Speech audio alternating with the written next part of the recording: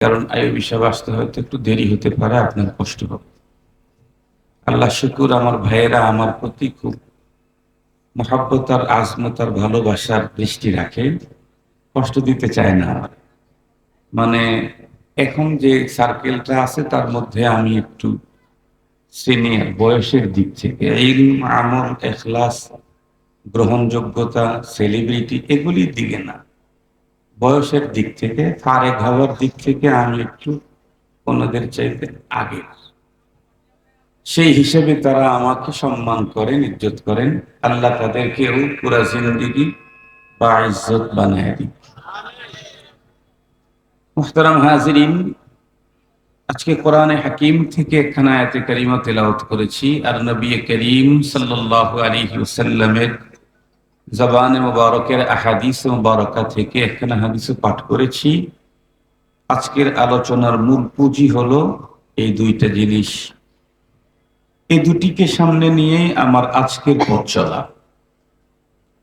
কোরআনে পাক যেটা তেলাওয়াত করেছি, আয়াত আর হাদিস, ইনশাআল্লাহ একেবারে শেষ মুহূর্তে হলেও আল্লাহ তৌফিক দিলে আমি আপনাদেরকে আমার আলোচনার সাথে কোরআনের আয়াত আর হাদিসটাকে বুঝিয়ে দেব, আল্লাহ তৌফিক দিন ইনশাআল্লাহ। তার আগে ওই পর্যন্ত যাইতে আমাদের কিছু কথা বুঝতে হবে। আমরা প্রত্যেকেই জানি ইংরেজি মাসের গণনা, আরবি মাসের গণনা, বাংলা মাসের গণনা, এই তিন প্রকারের মাসের গণনা আমাদের দেশে আছে। বর্ষ তিন প্রকার: আরবি বর্ষ, ইংরেজি বর্ষ, এরপরে বাংলা বর্ষ। এর মধ্যেও আবার কম বেশি আছে অর্থবর্ষ, শিক্ষাবর্ষ, আরো অনেক আছে। এই তিন প্রকারের যে মাসের গণনা হয়, এর মধ্যে এক প্রকারের মাসের সাথে মুসলমানদের ইসলামের সম্পর্ক, সেটা হচ্ছে আরবি মাস। রাসূল করিম সাল্লাল্লাহু আলাইহি ওয়াসাল্লাম ইরশাদ করেছেন, বুনিয়াল ইসলামু আলা খামস। ইসলামের বুনিয়াদ কয়টা যেন? এই পাঁচটার মধ্যে কালিমার পরে আর চারটা, চারটার দুইটার সম্পর্কই হলো আরবি নির্ধারিত মাসের সাথে। তার মধ্যে একটা হলো রোজার সম্পর্ক আরবি মাস রমাদানুল মুবারকের সাথে, আর একটা হলো হজ্জে বাইতুল্লাহ, এটার সম্পর্ক জিলহজ মাসের সাথে। রমজানের রোজার গুরুত্বপূর্ণ এই ইসলামের রোকন পালন করতে চাইলে নির্ধারিত মাস লাগে। ওই মাসের আগে রোজা হয় না। মাসটা যখন এসে গেল, সে পৃথিবীর যেখানেই থাক, ইসলামের এই রোকন পালন করার সুযোগ আছে। কিন্তু ইসলামের আরো একটা রোকন হজ্জে বাইতুল্লাহ, এটা পালন করতে চাইলে নির্ধারিত মাস হলেই হবে না, বরং জায়গাও নির্ধারিত।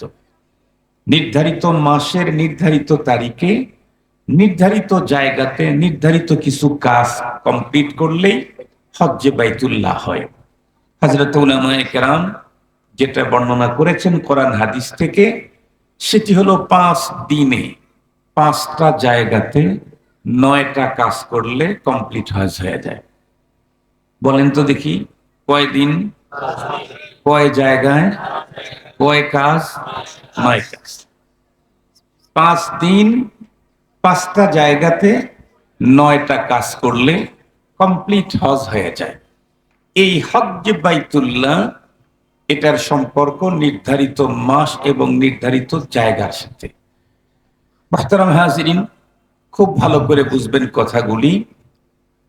হাদিসে পাকের মধ্যে আরো কিছু ইসলামের কাজ কাম, এগুলি আরবি মাসের সাথে সম্পৃক্ত, এটা বয়ান আছে। এগুলি বলতে গেলে অনেক লম্বা টাইম হবে। এজন্য প্রতিটি মুসলমানের আরবি মাসের নাম জানা রাখা, তারিখগুলি সংরক্ষণ করা, এটা তাদের ধর্মীয় দায়িত্ব। কথা বলেন, কি দায়িত্ব? ধর্মীয় দায়িত্ব। আল্লাহ পাক আমাদেরকে, আমাদের সন্তানদেরকে আরবি মাসের নাম শিখানো, তারিখ সংরক্ষণের তৌফিক দান করুন। আমরা জানি ইংরেজি মাসের তারিখটা শুরু হয় রাত্রি 12টার পরে। ঘড়ির কাঁটা যখন 00 হয় তারপরে হলো তাদের তারিখ চেঞ্জ হয়। কিন্তু আরবিতে বেলা যখন ডুবে যায় সাথে সাথে তারিখ চেঞ্জ হয়। এ কারণেই সারা দুনিয়াতে রমজান মাসের রোজা আগে না তারাবি আগে? ভালো করে বুঝে বলেন, আগে রোজা রাখে না আগে তারাবি পড়ে? কেন আগে তারাবি পড়ে? কারণ ইসলাম আর শরীয়তে রাত আগে দিন পরে। এ কারণেই তারাবির নামাজ আগে হয়। রোজা যেহেতু দিনের বেলা দিন পরে আসে, এই জন্য রোজাটা পরে। মোহতারাম হাজরিন, যেই মাসগুলি আরবি যেই মাসগুলি আছে 12টা মাসের, এর মধ্যে একটা অন্যতম মাস, তার নাম হচ্ছে রবিউল আউয়াল। আরবি বর্ষের 3য় নম্বরের মাস। মুহররম, সফর, রবিউল আউয়াল। আমরা এখন আরবি 3য় নম্বর মাসে আছি। হিজরি কত বলেন? 1446। খুব ভালো করে বুঝবেন, বিশ্বনবী সাল্লাল্লাহু আলাইহি ওয়াসাল্লাম হিজরতের আগে পৃথিবীতে বেঁচে ছিলেন। হিজরতের আগ পর্যন্ত তার বয়স হয়েছিল কত? 53 বছর। 53 বছর বয়সে পয়গম্বর হিজরত করে মক্কা থেকে মদিনায় এসেছিলেন।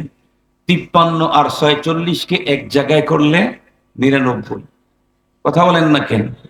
তাহলে আজ থেকে 1499 বছর আগে 570 খ্রিস্টাব্দে, আজকের দিনটা ছিল, বিগত দিনটা ছিল সোমবার। সোমবারের দিন সুবহে সাদেকের সময় এই মাসে রবিউল আউয়ালে নবীজি এই পৃথিবীতে আগমন করেছিলেন। আলহামদুলিল্লাহ বলবেন কি? এত আস্তে আলহামদুলিল্লাহ দিয়ে হবে না। বিশ্বনবীজির আগমন এ পৃথিবীতে মুসলমানদের জন্য এর চাইতে বড় সাআদত আর কি হবে? এর চাইতে আর বড় সাআদত আর কি হবে নবীজির আগমনের চাইতে? এজন্য এটি আমাদের জন্য অনেক অনেক অনেক বড় নেয়ামত, যেই নেয়ামতের যথাযথ হক আদায় করে বর্ণনা করার ভাষা আমাদের কাছে নেই। মুহতারাম হাজিরিন, 570 খ্রিস্টাব্দ সোমবার নবীজি পৃথিবীতে এসেছিলেন। বাট রবিউল আউয়াল মাসে এসেছিলেন। অন্য মাসের বর্ণনাও আসছে, তবে রবিউল আউয়াল মাসটার ব্যাপারে অধিকাংশ ঐতিহাসিকগণের মতামত। কিন্তু নবীজি এসেছিলেন যে পৃথিবীতে কোন তারিখে, এটা নিয়ে অবশ্য যথেষ্ট পরিমাণে মতানৈক্য আছে। খুব ভালো করে বুঝবেন কেন? কারণ কোন মানুষ যখন জন্ম নেয় ওই মুহূর্তেই তেমন মানুষ বুঝতে পারে না যে এই লোকটা পরবর্তী সময়ে কত বড় হবে। কত বড় হবে এটা টোটালি বুঝতে পারে না।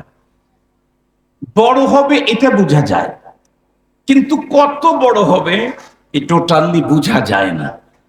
তাছাড়া রাসূল করিম সাল্লাল্লাহু আলাইহি ওয়াসাল্লাম পৃথিবীতে আগমনের আগেই বাবা হারিয়েছেন, মা আছেন, মাত্র কয়েক বৎসরের মাথায় মাকেও হারিয়ে ফেললেন। সঙ্গত কারণেই নবী আলাইহিস সালামের জন্মের তারিখটা ওইভাবে সংরক্ষিত না যেভাবে তার ওয়াফাতের তারিখটা সংরক্ষিত। কেন?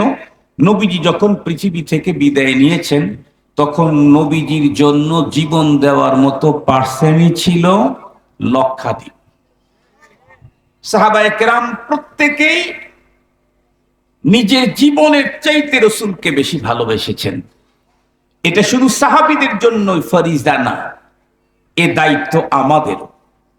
রসুল প্রেম আমাদের অন্তরে কি পরিমাণে থাকতে হবে এটা শুধু রাসূলুল্লাহ নিজেই বলেন নাই, বরং কোরআনে হাকিমে আল্লাহ তাআলা বলেন قل إن كان آباؤكم وأبناؤكم وإخوانكم وأزواجكم وعشيرتكم وأموال اقترفتموها وتجارة تخشون كسادها ومساكن ترضونها أحب إليكم من الله أحب إليكم من الله ورسوله وجهاد في سبيله فتربصوا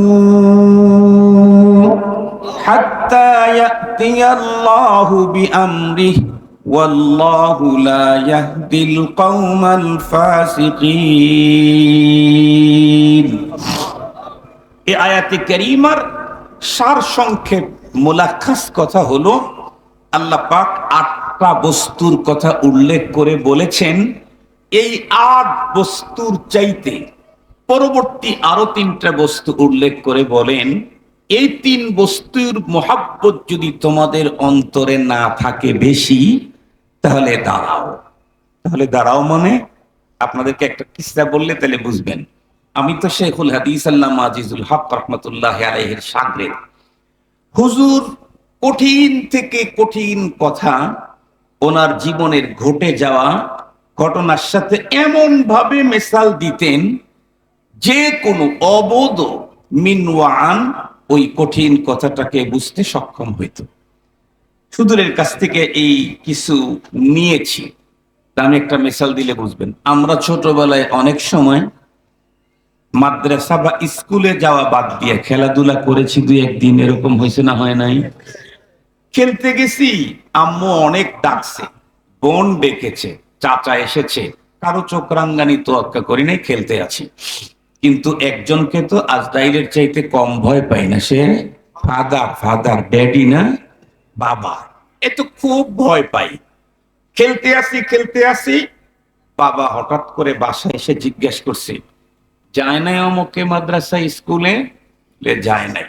কোথায়? অমুক জায়গায়। বাবার তো টোটাল রক্ত মাথায় উঠে গেছে। কেন?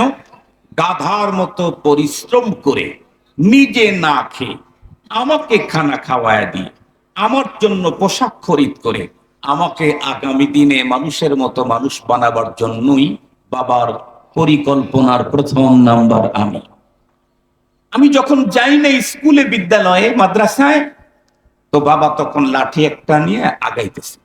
আমি তো খেলার মধ্যে আছি, কিন্তু আমার খেলার সার্কেল আছে যে তাদের ভিতরে কেউ চিনে ফেলেছে, বুঝতে পেরেছে যে বাবা আসতেছে। দেখেই আমাকে খোঁচা দিয়ে বলতেছে, এই আইলু। কি করলো? আসলো। যেই বলছে আসলো, বুঝে ফেলছি কে আসতে পারে। তখন উইটা জায়গা পিটা দৌড়, বাবাও কিছুক্ষণ পিছু পিছু দৌড়। তো আমার সাথে তো বাবা দৌড়ে পারবে না, অন্যথায় যাই পারুক, কারণ আমি তো মাত্র একেবারে বালক। কিছু দূর যাওয়ার পরে বাবা যখন দাঁড়িয়ে গেছে, আমরা দৌড় দিয়ে যাই আর পিছনে তাকাই। যখন দেখছি বাবাও দাঁড়িয়েছে, আমিও হাঁপায়ে গেছি, দাঁড়িয়ে গেলাম। বাবা তখন কি বলে? তাড়া। এ কারণেই প্রত্যেকটি মানুষের উপরে বিগত সময় জুলুম আর নির্যাতন হয়েছে ফেরাউনি কায়দায়। আলেম কথা বলতে গেলে যাওয়ার আগেই কত রঙের ফোন। আরে ভাই, আমাদের আলেমদের বক্তাদের ভিতরেও তো আলোচকের কোয়ালিটি আছে। কেউ তো আস্তে কথা বলতে পারে না, আবার কেউ আছে জোরে কথা বলতে পারে না। আস্তে কথা বলতে পারে না এই দলের শীর্ষে হলো মামুনুল হক, আস্তে কথা বলতে পারে না। আর জোরে কথা বলতে পারে না এই গ্রুপের ইমাম হলো আব্দুল বাসেদ খান, ধরা যেতে পারে আর কি, জোরে কথা হয় না। আমাকে কোনো মঞ্চে, রাজনৈতিক মঞ্চে তো খুব কম যাই, ধর্মীয় কোনো ওই জাতীয় প্ল্যাটফর্মে কোনো সময় দাঁড় করায় দিলেও আমার আওয়াজ জোরে হয় না। আমার পিসা হুজুর আমাকে বলেন, খুতবার সময় আওয়াজ আরো আসতে হয়। অথচ ম্যাক্সিমাম খুতাবা ওয়াইজিন যারা আছে, তারা খুতবার ভিতরেই ওনার কণ্ঠ, সুর, আওয়াজের সৌন্দর্য যা আছে টোটাল খুতবার ভিতরেই বুঝাইয়া দিল যে আমার কাছে এই কোয়ালিটির মাল আছে। আমি পারি না, আমার জানি মুখ থেকে আওয়াজ বেরই হতে চায় না। আমি অবশ্য আল্লাহকে বলেছিলাম, আল্লাহ ধীরে ধীরে কথা বলি, অসুবিধা নাই, কিন্তু যতক্ষণ কথা বলি আমার কণ্ঠটাকে চা ছাড়া কথা বলার যোগ্যতা তুমি দান করে দিই।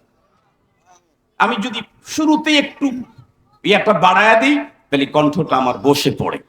তো আমরা তো ওই জাতীয় কথা বলি না, আমরা বলি, কথা বলি, মাগার ডিরেক্ট কাউকে হিট করি না।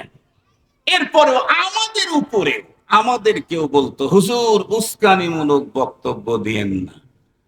এতদিন পর্যন্ত হুজুরদেরকে উস্কানিমূলক কথা বললেই বলে উস্কানিমূলক কথা বললেই বলে সিরিয়ালে ঢুকায় দেব।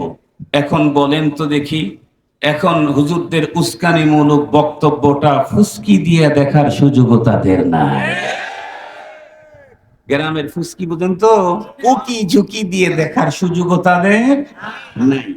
তবে এখান থেকে একটা সবক আমাদেরকে নিতে হবে, এই সবকটা আমরা নিচ্ছি না। এ ব্যাপারে আমি খুব পেরেশান।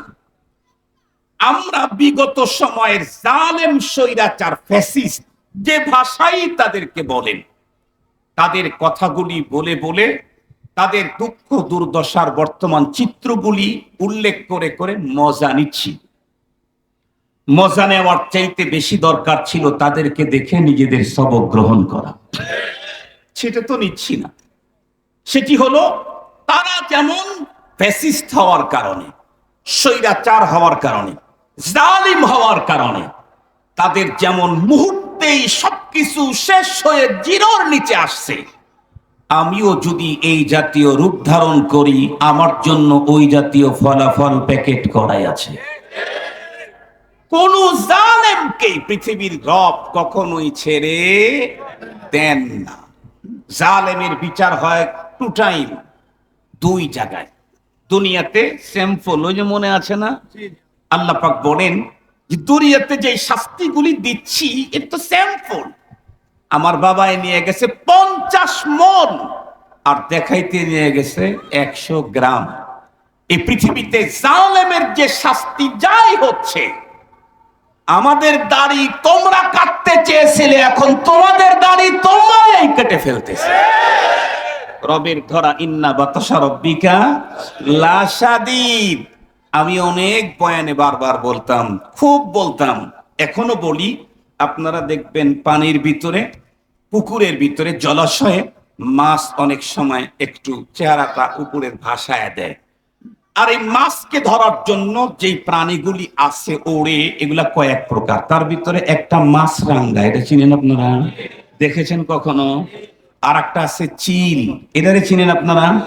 আপনারা দেখবেন এই দুই প্রকারের প্রাণী, পাখিগুলি মাছ ধরে, কিন্তু ধরার পদ্ধতির মধ্যে কম বেশি আছে। মাছরাঙ্গা পানির উপরে এক জায়গায় যায়, এরকম পাখা দিয়ে বাড়িতে থাকে। আর চোখটা, এই যে ডিজিটাল উন্নত ক্যামেরা আছে না, এই যে ক্যামেরা গুলা যে রাখা, ওটা কি বলে? সিসি। সিসি, সব সিসি কিন্তু খারাপ না। সব সিসি খারাপ? এই সিসি কিন্তু দামি। এই দামি সিসি যেটা আছে, এইটা যেটা অনেকটাই আছে, যেটা বিভিন্ন দিকে মুভমেন্ট করে, একাই এদিকে যায় ওদিকে যায়।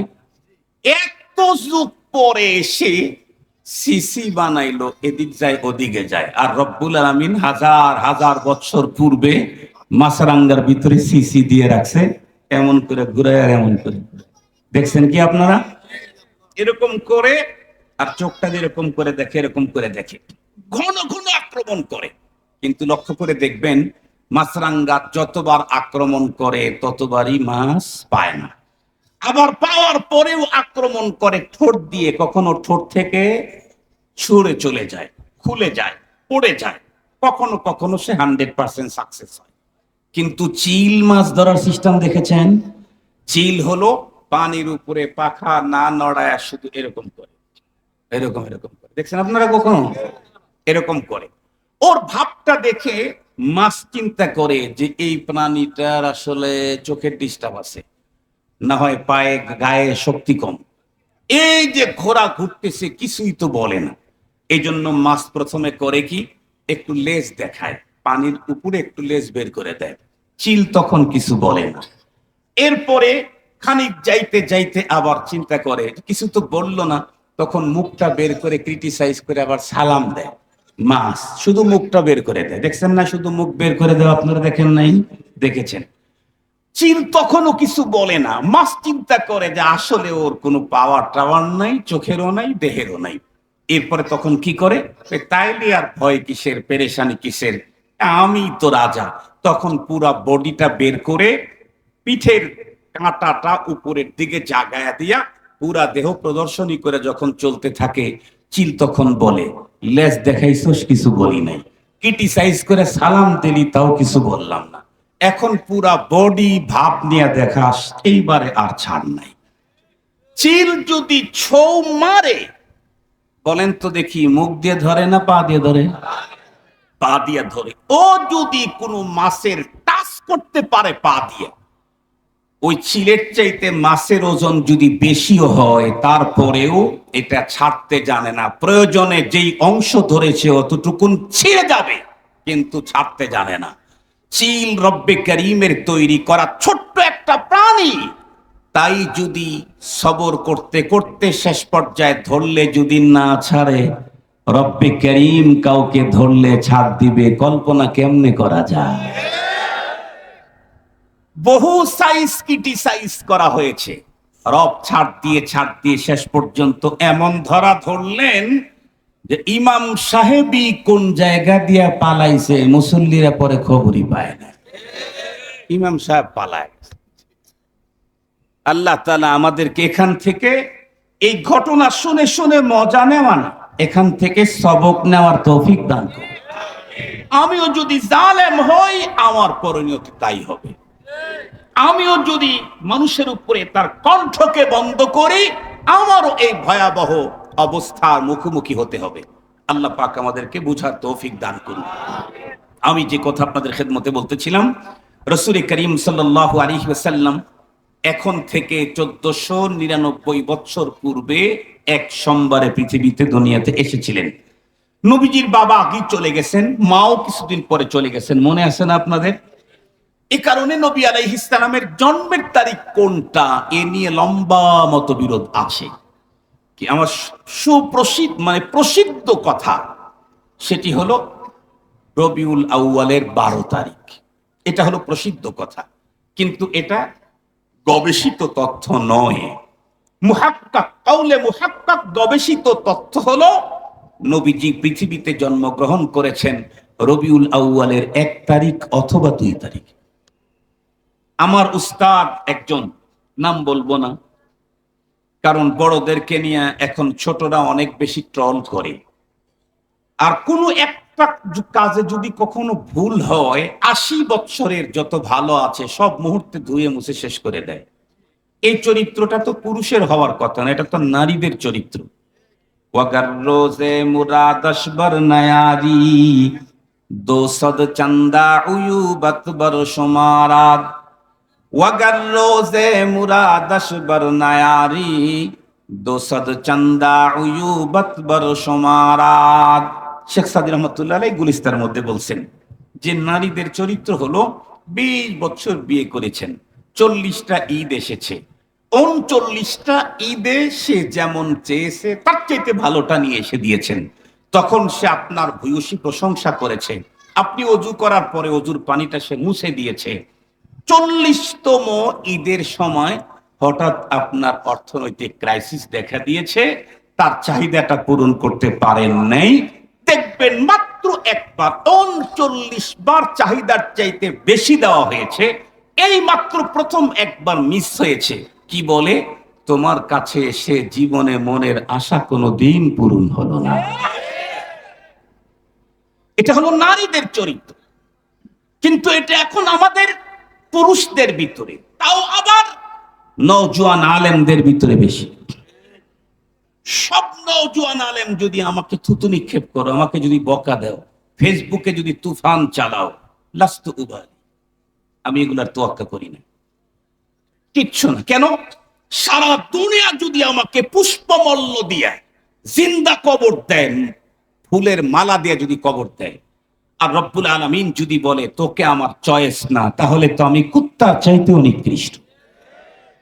আর সারা দুনিয়া যদি আমার উপরে ময়লা ছুঁড়ে মারে, থুতু ছুঁড়ে মারে, আমার যদি গোসল হয়ে যায়, আর রব যদি বলে তোকে আমার চয়েস, তাহলে ফুস্তু রাব্বিল কাবা, কাবার মালিকের কসম, আমি সবচেয়ে বড় সফল, আমি কামিয়াব। সত্য কথা আমাকে বলতেই হবে। লা তালুমনি আও ফালুমনি ইন্নামা লা তালুমনি আউ ফালুমনি ইন্নামা কুলতু মা কুলতু আবি আমরুন জালাল। আমাকে তোমরা বকা দিও না ভাই, যদি কখনো কোনো শব্দ বেরিয়ে যায় তোমাদের রুচির বিরুদ্ধে, বকা দিও না। আর যদি বকা না দিলে মজা না পাও, তাহলে অনেক বকা দাও, কয়েক খতম বকা আমাকেই দাও। কয়েক খতম বুঝেন তো, দিতেই থাকো। তবে আমি যা বলেছি এটা আমার ভিতরে অবশ্যই কোনো অবস্থার প্রেক্ষিতেই বলেছি। আমাদের বর্তমান ধর্মীয় উপদেষ্টা ফামো খালেদ সাহেব স্পষ্ট ভাষায় কথাটা বলেছেন, আমার কাজের ভুল হতেই পারে, আমি মানুষ, ভুলের উঠতে না। তবে সেই ভুলের সমালোচনা যেন ফেসবুকে না হয়, আমাকে চিঠি দেন, আমার কাছে এসে ধরায় দেন। এর চাইতে আর সুন্দর কি চান? এর চাইতে সুন্দর কথা আর কি চান? মনে রাখবেন, ছোটবেলায় কি কখনো ফেটটিং খেলছেন নাকি? ছোটবেলায় ফেটটিং খেলছেন, গুটি খেলছেন, গুটি? আর এই যে কাঁচের যে গোল গোল গোল গোল, এক জীবনে খেলছেন? দেখবেন খেলে তো হলো ৫-৭ জন, আর দর্শক থাকে ২০-২২ জন, থাকে না? থাকে না? তো গুটি খেলার সিস্টেম হলো দুইটাই। একটা হলো যেটা বলবে ওইটাকেই মারতে হবে, এক সিস্টেম। আর একটা হলো যেটা বলবে ওইটা বাদ দিয়ে যে কোনো একটাকে মারলেই হবে। ঠিক বললাম না? ঠিক বললাম? তার মানে আমরা ছোটবেলায় খেলাধুলা করছি। তো যেটা যে খেলে, ও যখন গুটি ছেড়ে দেয় লাগে নাই, ডান আর বাম থেকে এইটাই লাগাইতে পারলি না, কথা বলেন না? বলে না? কথা বলেন। কি বলে? এইটাই লাগাইতে পারলে, ইস ইস ইস মারতেছে, ও ও ইস ইস ইস ইস করতেছে। তার মানে ওকে দিলে একেবারে তুফান করে ফেলতো। অথচ বাস্তব অবস্থা কি? এই ছেলেটাও ২-৩ বার পরে একবার পেয়েছে, ওকে দিলে সব পুঁজি ফুরানের পরে আবার পুঁজি অ্যাড করলেও একবারও লাগাইতে পারবে না। ওর অবস্থা হলো এই। ফাঁকের থেকে ওটা মনে হয় আমি হইলে উল্টায় দিতাম, ওখানে কাছে দিলে উনি যা পারছেন আপনি তাও পারবেন না। আমার জীবনের অভিজ্ঞতা থেকে বলতেছি, এগুলা পড়ে বলতেছি না, জীবনের তিক্ত সঞ্চিত অভিজ্ঞতা থেকে বলছি। দূরের থেকে মানুষের কথার উপরে একটা কথা ছুড়লেই এটার উপরে অনেক মন্তব্য করা যায়, কিন্তু সব মন্তব্য সহি হয় না। সব মন্তব্য যে সহি হয় না এটা আমি বলি না, আমার রব বলেছেন, ইত্তাকু কাসীরাম মিনাদ দান। আমার আল্লাহ বলেছেন, ইত্তাকু কাসীরাম মিনাদ দান। ধারণা থেকে তুমি তোমাকে সেফ রাখো। কেন? ইন্না বা'দাদ দান্নি ইসমুন। উনি কোন পরিস্থিতিতে কোন অবস্থার কারণে বলেছেন উনি ভালো বুঝেন। আপনি যেটা মনে করেছেন সেইটাতে কথাটা সহি না, কিন্তু উনি যেই অবস্থার প্রেক্ষিতে বলেছেন সেটা আইনে হক। এজন্য আল্লাহর ওয়াস্তে আমার ছোট ভাইরা বড়দের ব্যাপারে লেখালেখি করবা না।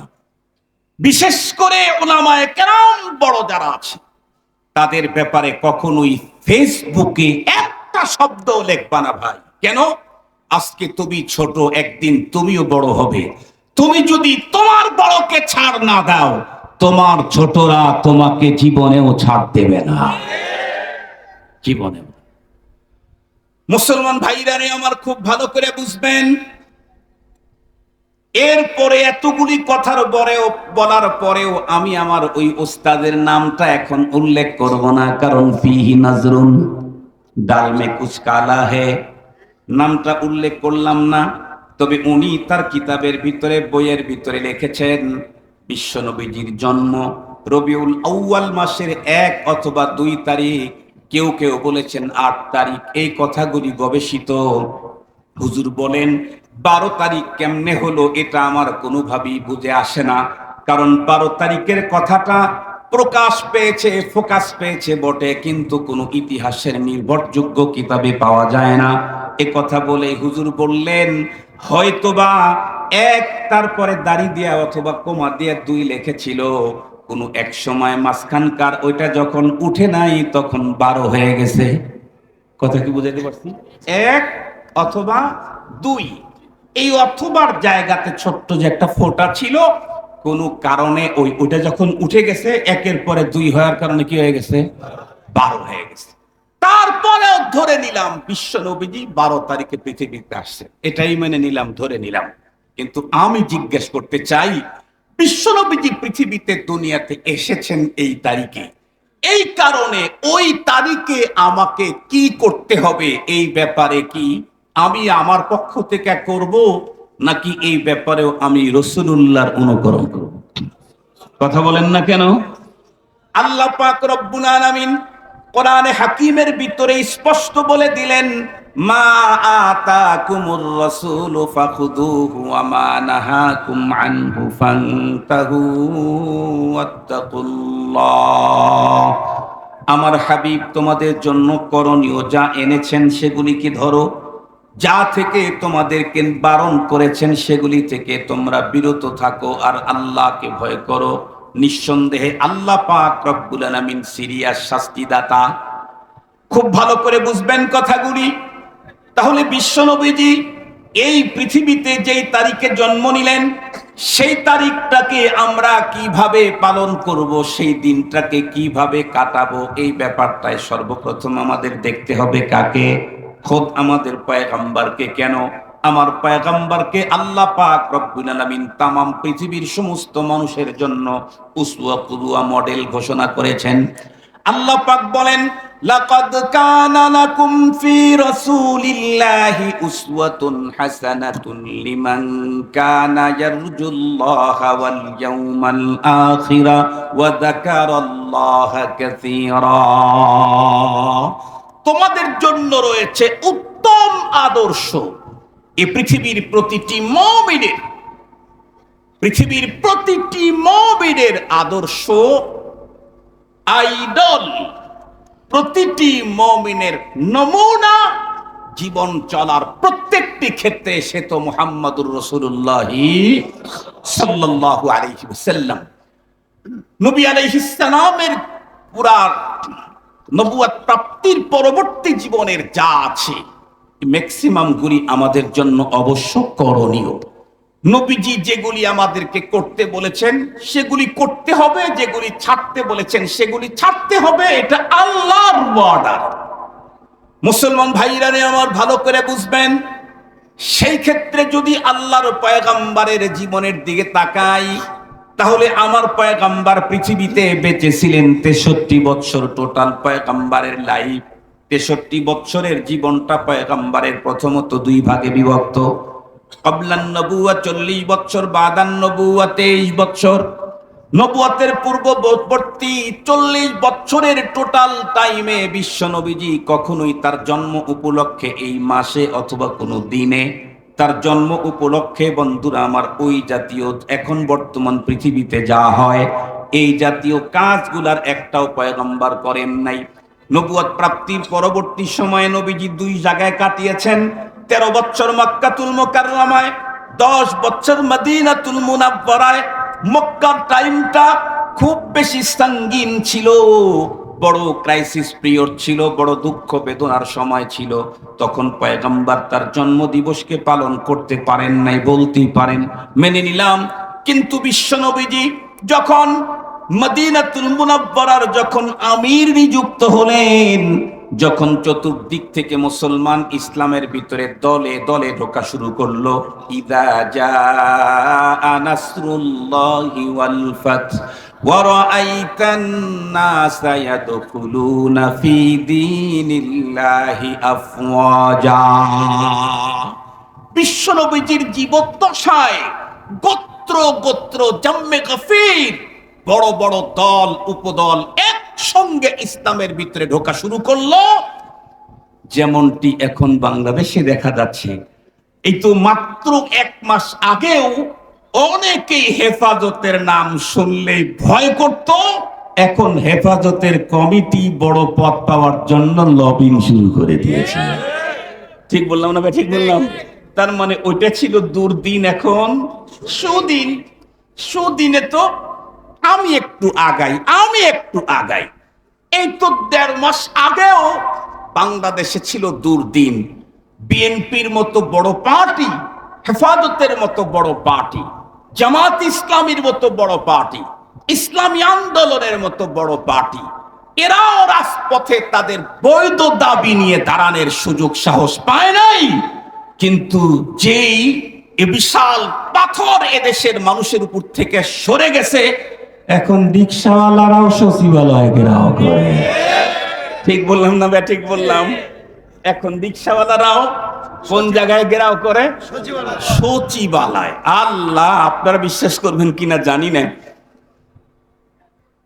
এই বিগত ক্রাইসিস পিরিয়ড যখন বাংলাদেশের হেফাজতের নেতৃবৃন্দকে যখন অ্যারেস্ট করা শুরু হলো, আমার দুইটা চেহারা ছিল বড়। আমি আগেই বলছি, আমি কিন্তু বক্তব্য মানের দিতে পারিনি, আমি আমার বক্তব্য মানের নাই, ফাটাফাটি নেই।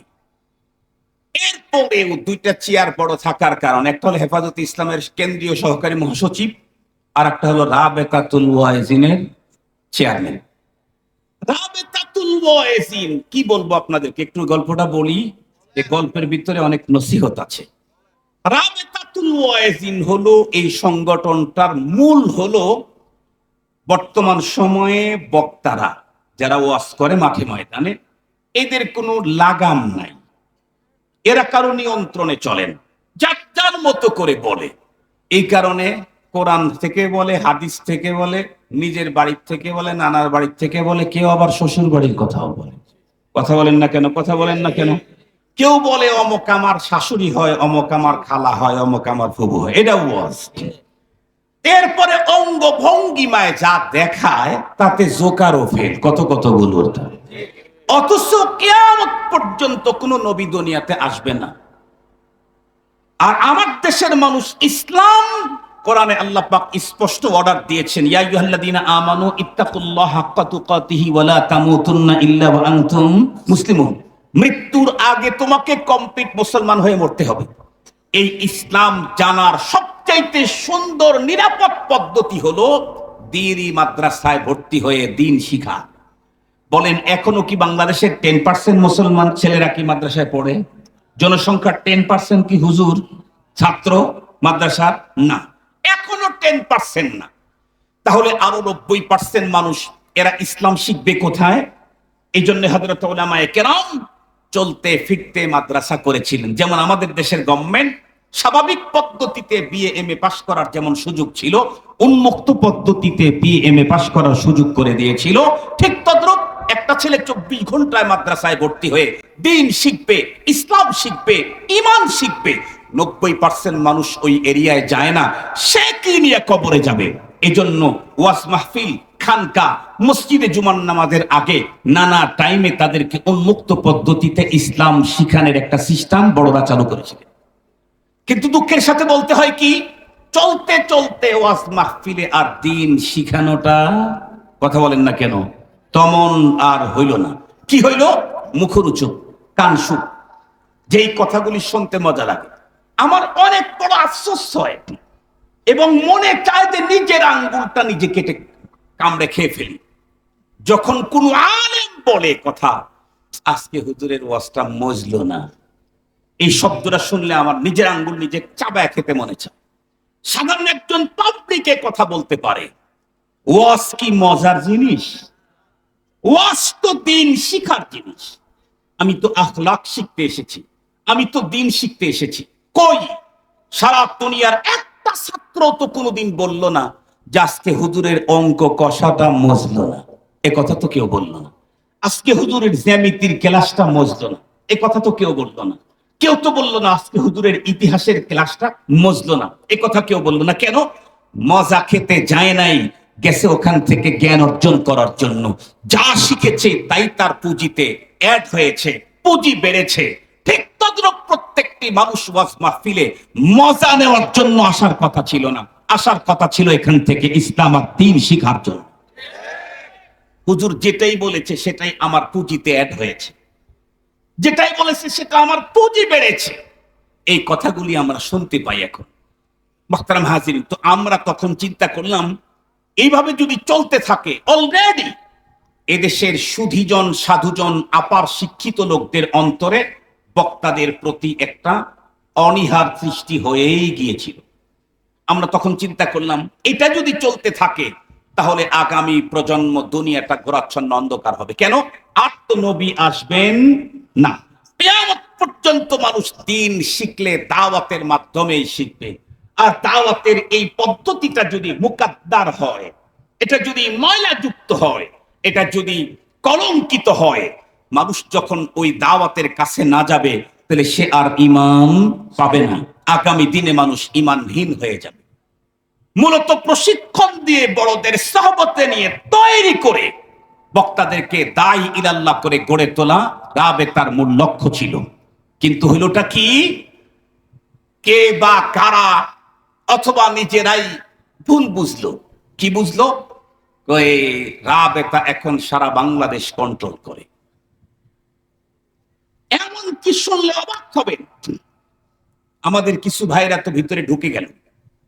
আমরা দুই ভাই বাইরে ছিলাম বড় সিয়ারের, আমি আর হাসান জামিল।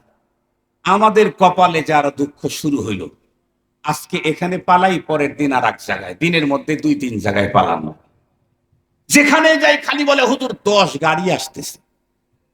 ভিতরে থাকলে তাও একটা অবস্থা ছিল যে ধরে ফেলছে, এখন যা হয় হবে। বাইরে প্রত্যেকটা মুহূর্তে নতুন নতুন ভয়ঙ্কর। একদিন আমি ইফতার করতে বসবো, রমজান মাস, ইফতার করতে বসছি। এই মুহূর্তে আমাকে ফোন দিয়ে বললো, হুজুর আপনি যেখানে আছেন সরে যান, বাসার যত ফোন আছে ফোনগুলো সরায় দেন, আপনি দ্রুত সরেন, নাইলে কিন্তু আপনার পরিবারের উপরই ঝামেলা হবে। আমি তো ঘর বাড়ি ছেড়ে দিয়ে চলে আসছি, আমার গাড়ি এক জায়গায়, আমার ফোন আর এক জায়গায়। আমি বাচ্চা কাচ্চা নিয়ে এমন জায়গায় থাকি, যেই বিল্ডিং এ থাকি ওই বিল্ডিং এর পাশের ইউনিটালাও জানে না যে এই বাসাতে কোনো পুরুষ মানুষ থাকে কিনা। 7 মাস জুমার নামাজ পড়তেও বের হতে পারিনি। জুমার যখন আজান হতো, কলজা ছিঁড়ে রক্ত চোখ দিয়ে বের হয়ে যেত জুমার আজান শুনে। এরপরে যেই হোক, আল্লাহ তাআলা আমাদেরকে ধীরে ধীরে ধীরে ধীরে একটু অবস্থা স্বাভাবিক করলেন। ওমরার সফর হলো, তখন ওই অবস্থা থেকে বের হয়ে প্রথম ওমরার সফর। আমার সিরাজগঞ্জের এক বিশিষ্ট শিল্পপতি, উনি বললেন ভাই আমার সাথে চলেন। ঠিক আছে চলেন। তো বলতেছে ভাই আমি কিন্তু নর্মাল জায়গায় থাকতে পারি, আমি কিন্তু 5 স্টারে থাকি। আমার আবার আগের থেকে প্ল্যান ছিল যে আমি আল্লাহর ঘরে যাব হলো গুনাহ মাপ নেওয়ার জন্য। তার মানে আমি অপরাধী। অপরাধীর জন্য কি 5 স্টার? কথা বলেন না কেন? অপরাধীর জন্য প্ল্যাটফর্ম। কথা বলেন, অপরাধীর জন্য প্ল্যাটফর্ম, মেহমানের জন্য 5 স্টার। আমি তো অপরাধী, মাপ নেওয়ার জন্য গেছি, আমার জন্য 5 স্টার মানায় না। এই জন্য আমি বললাম ভাই আমি যাব না। কেন? আমি তো মেহমান হিসাবে যাচ্ছি না, আল্লাহ আমার মেহমান হিসাবে ডাক দিয়েছেন, কিন্তু আমি যাচ্ছি অপরাধী হিসেবে। উনি বললেন ভাই আমি পারি না, তাহলে আমার ওমরাই হবে। চিন্তা করলাম তাহলে কমপক্ষে 5 স্টারই থাকি, তাও ওনার ওমরাটা হোক। থাকলাম। উনি আমাকে আগে ইনফরমেশন করলেন, জানেন কি আপনার সাথে কারা কারা যাচ্ছেন? বললাম না তো। বলতেছে প্রাইম মিনিস্টারের অমক একজন যাচ্ছে, তারপরে সরকার দলীয় অমক যাচ্ছে, তারপরে সব হুজুরদের মামলা যেই থানাতে অবশ্যই আছে সেটা হলো পল্টন, এই থানার ওসি সাহেব আছে। আল্লাহর কি কাম, ওই ওসি সাহেবের বাড়ি আবার আমার বাড়ির পরের গ্রামে। উনি নাকি জানেন, আমি জানি না, আমি নামটা বলবো না, উনি এখনো কর্মরত, বলতেছি না। সব আমার সব ভাইদেরকে যেখানে নিয়েছে প্রথমে যে মামলায়, সেখানে ওসি হলেন উনি। আমি চিন্তা করলাম আমার এলাকার মানুষ ওসি ছিল, আমার ভাইয়ের এত কষ্ট পেল, আমি আগে জানলাম না। পরে যাই হোক ফ্লাইটের ভিতরে দেখা, কথা শুরু হয়ে গেল, এক পর্যায়ে অনেক কথা। উনি বললেন হুজুর আমি কিন্তু ওসির পদ থেকে অব্যাহতি নিয়ে এসেছি। উনি বলেন আমি যখন ডিজাইন পত্র দিয়েছি, পুলিশ কমিশনারকে যখন বলেছি ছাড় আমি এই চেয়ারে থাকবো না, আমাকে একটা নিরিবিলি একটা চেয়ার দিয়ে রাখেন, চাকরি আমি ছাড়বো, তবে এই চেয়ারে থাকবো। কমিশনার তখন বলতেছিলেন অমক তোমার কি মাথা খারাপ হয়েছে? কেন স্যার? আরে পল্টন থানার ওসি হওয়ার জন্য কোটি কোটি টাকা নিয়ে আসে ওসি হওয়ার জন্য, আর তুমি সেই চেয়ার স্বেচ্ছায় ছেড়ে দিচ্ছ, তোমার মাথা সমস্যা? উনি বলছেন স্যার আমি একটু বয়স বেশি হয়েছে তো, একটু বয়স বেশি হয়ে যাচ্ছে, ভাল লাগে না, এই জন্য আমি একটু নিরিবিলি থাকতে চাই।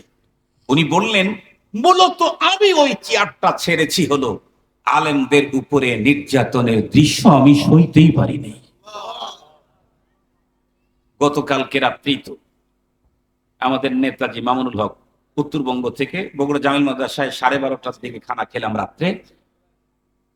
এদিকে আমার গাড়ির আবার সেলফ ফেসে গেছে, নেতারে বললাম যে এখন তো আমাকে বাসায় নামায় দিয়ে যেতে হবে। ঠিক আছে চলেন। তো নেতার সাথে যখন আসলাম, রাস্তার ভিতরে গল্প হলো। এত লম্বা টাইম সে বের হওয়ার পরে আর আমার একসঙ্গে হয়নি। একবার হয়েছে, কিন্তু অন্য বিষয় নিয়ে আলোচনা। আমি যখন বলতেছিলাম, তখন ওইখানে যে কয়েকজন জেলে ছিল সবাই বলতেছে আপনার এলাকার মানুষটা এত ভালো, উনি আমাদেরকে জিজ্ঞেস করতেন আজকে কি খাবেন আপনারা। সর্বশেষ যেদিন ওখান থেকে আমাদেরকে সরায়, সেদিন উনি আমাদেরকে জিজ্ঞেস করছেন, হুজুর কালকে আপনারা আমার এখান থেকে চলে যাবেন, জানি না কার কাছে পড়বেন, সে কতটুকুন আপনাদের সম্মানের দিকে লক্ষ্য রাখবে জানি না, কখন কে কি খাওয়ায় তাও জানি না। হুজুর আজকে বলেন আপনারা কি খেতে চান, আমি তাই ব্যবস্থা করি। মঞ্জুর ইসলাম আফেন্দি সাহেব একটু বেশি মস্কারি করে, রসিক মানুষ।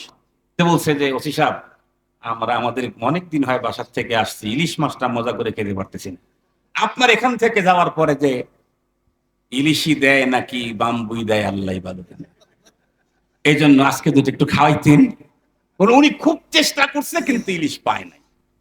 উনি বলতেছেন যে আমি এই কষ্টটা দেখতে না পেরে আমি কাজের থেকে অব্যাহতি নিয়ে আসছি। পুরা ওমরার সফরে সবাই মিলে যেই পরিমাণে চোখের পানি ফালাইছি, আমার ওই ভাই তার চাইতে বেশি একাই চোখের পানি ফালিয়েছে।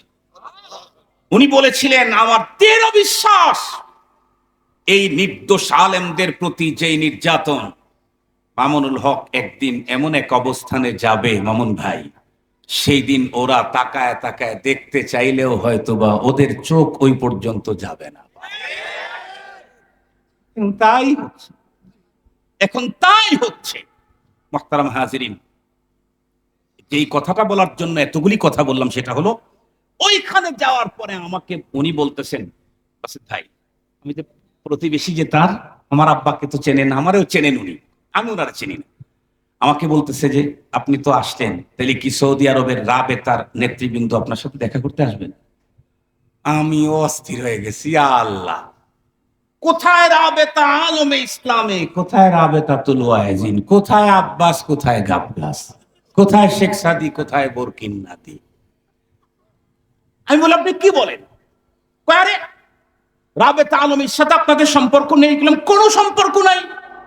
কয় হায় হায়, গভর্নমেন্ট তো আপনাদের বিরুদ্ধে এত বেশি খেপছে, তার একটা বড় কারণ হলো রাবেতা মনে করছে রাবেতা আলমে ইসলামীর অঙ্গ সংগঠন বিগত সময় অমুক দল, নাম বললাম না, অমুক দল এই রাবেতা আলমের সাথে সম্পর্ক রেখে কোটি কোটি টাকার অ্যাসেট তারা করেছে, এলাকাতে অনেক কাজ করেছে, জনপ্রিয়তা অর্জন করেছে, সেইটা এখন আপনারা দিয়েছেন, তাই আপনাদেরকে আগেই রুখতে হবে, তাই তো আপনাদের বিরুদ্ধে এত বড় অ্যাকশন। আমি চিন্তা করলাম লা হাওলা ওয়ালা কুওয়াতা ইল্লা বিল্লাহ, আমাদের এলাকার অবুঝ বাচ্চারা, কম আকল কম সুমুজওয়ালা মানুষেরা রাত্রের অন্ধকারে কলা গাছের ডালটা যখন পড়ে দেখছে খুব পিটাইছে, এলাকার মানুষকে নিয়ে এসে পিটাইছে, কিন্তু সকালবেলা দেখে যে ওটা আসলে কোনো সাপ ছিল না। ওই নাদান গুলা যেই পরিমাণে নাদান, তার চাইতে স্ট্যান্ডার্ড নাদান ছিল বিগত সময় এদেশের ক্ষমতার চেয়ারে বসা। কোথায় রাবেতা আলম ইসলামী, কোথায় রাবেতাতুল ওয়াইজিন? এই চেয়ারের কারণে কত কষ্ট করতে হয়েছে আমাদের। মুসলমান ভাইরা, আমার লম্বা কথা বলতে চাই না, ওয়াদা আমার আছে, ভাই আসবে ইনশাআল্লাহ, ওইখানে দেখেই আমি আমার আলোচনাটাকে, সূরার আয়াতটাকে এবং হাদিসটাকে মিলিয়ে দেব আলোচনার সঙ্গে। ওইখানে দেখেই তার আগ পর্যন্ত আলোচনা চলুক ইনশাআল্লাহ। তো বলতেছিলাম বিশ্ব নবীজি 23 বছরের 63 বছরের ভিতরে 13 বছর তো মদিনার জীবনে পয়গম্বর প্রেসিডেন্ট ছিলেন, পয়গম্বর ছিলেন আমির। এরপরেও সেই 13 বছরের কোন একটা বছরে রবিউল আউয়াল মাসে পয়গম্বর তার নিজের জন্ম উপলক্ষে কোন ঈদ করেছেন বলে আপনাদের জানা আছে নাকি? আরো একটু জোরে বলেন। তাহলে পয়গম্বর ঈদ করেন নাই? দেখি তো পয়গম্বরের সাহাবীরা কেমন করেছেন। সাহাবায়ে কেরাম কারা? যাদের সম্পর্কে কোরআন আর হাদিসের তো হাজার হাজার বর্ণনা আছেই আছে। সেই যুগের কাফের, বেঈমান, মুশরিক আর পত্তলিকেরা যেই কথাগুলি বলেছে, এগুলি অত্যন্ত তাৎপর্যপূর্ণ। এই জাতীয় একটা কথা বলে দিতে চাই, সেটা হলো পয়গম্বরের জন্য সাহাবায়ে কেরামদের বেনজির জান্নেসারির দৃষ্টান্ত দেখার পরে মক্কার পত্তলিকেরা বলতো, পৃথিবীর শুরু থেকে আজ পর্যন্ত দুনিয়াতে এমন এমন একজন নেতার কথা কোনোদিনও শুনি নাই যার অনুসারীরা নেতার জন্য এই পরিমাণে নিবেদিত প্রাণ যেমন মুহাম্মদুর রাসূলুল্লাহর জন্য তার সাহাবায়ে কেরাম। সেই সাহাবায়ে কেরামের ভিতরে 10 জনকে তো আল্লাহর পয়গম্বর একসঙ্গে জান্নাতি বলেছেন, 10 জনকে একসঙ্গেই বলেছেন জান্নাতি। আবু বকর ফিল জান্নাহ, ওমর ফিল জান্নাহ বলতে বলতে 10 জনের নাম একসঙ্গে বলেছেন। তার অর্থ এই না যে আল্লাহর পয়গম্বরের জবানে দুনিয়া থেকে মাত্র 10 জনই জান্নাতের সুসংবাদ পেয়েছেন, না না, বরং ক্ষণে ক্ষণে পয়গম্বর তার অনেক সাহাবীর ব্যাপারে দুনিয়া তার জীবদ্দশায় তাদের হায়াতি বলেছেন এই সাহাবীও জান্নাতি, এই সাহাবী জান্নাতি। তোমরা যদি কেউ জান্নাতি লোক দেখতে চাও অমুকের দিকে তাকাও, তোমরা যদি কেউ জান্নাতি লোক দেখতে চাও তাহলে মজলিসের ভিতরে তোমরা সজাগ হও, অল্পক্ষণের ভিতরে আমার একজন সাহাবী ঢুকবে, উনি কিন্তু জান্নাতি। এই রকমের বহু বয়ান আছে। সাহাবায়ে কেরাম তা কারা? সাহাবায়ে কেরাম হলেন তারা যারা তামাম পৃথিবীতে যতদিন পর্যন্ত বেঁচে ছিলেন টোটাল লাইফটা নেক কাজের জন্য প্রতিযোগিতা করেছেন।